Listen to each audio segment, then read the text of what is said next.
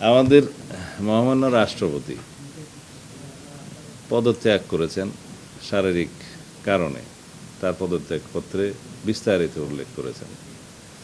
সেটার বিধান আছে সংবিধানে।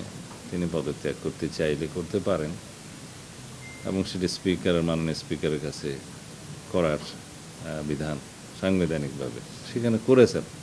তিনি অ্যাকসেপ্ট করেছেন এবং এখন রাষ্ট্রপতির দায়িত্ব আর অস্থায়ীভাবে মাননীয় স্পিকার গ্রহণ করেছেন। এগুলো সবই আইনি কথা।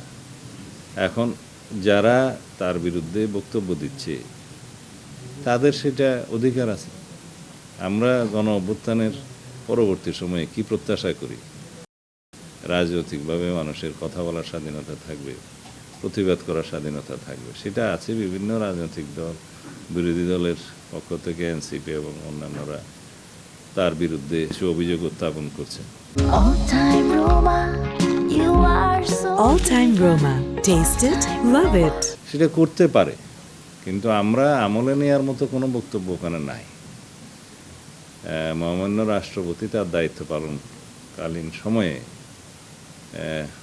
স্বৈরাচারের শেষ দিকে ইন্টারিম গভর্নমেন্টের পুরোটা এবং বর্তমান রাজনৈতিক সরকারের এই প্রায় 5-6 মাস এই সময়ে তিনি সাংবিধানিকভাবে দায়িত্ব পালন করেছেন এবং বিধিবিধান অনুযায়ী করেছেন।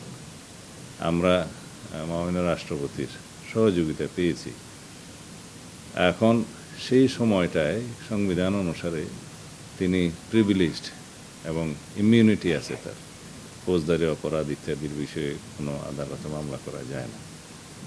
এর বহির্ভূত কোনো সময়ে যদি কোনো বক্তব্য কেউ দিয়ে থাকে সেটা তাদের স্বাধীনতা আছে, দিতে পারবে।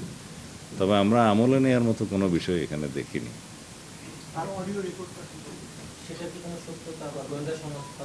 কোনটা? এটা আমরা পত্রিকায় দেখেছি। কোনো পত্রিকা এরকম একটা নিউজ দিল, তার কাছে কি তথ্য প্রমাণ আছে তাকে জিজ্ঞেস করতে হয়। আমাদের কাছে সেরকম কোনো তথ্য নেই। আর কথা বলার জন্য লন্ডন যেতে হয় নাকি? আজকালকার ইন্টারনেটের দুনিয়ায় লন্ডন যেয়ে কারোর সাথে কথা বলতে হয় না, তো এটা আমার কাছে অলিক মনে হয়। কথা বলতে চাইলে তো এখান থেকেও বলা যায়।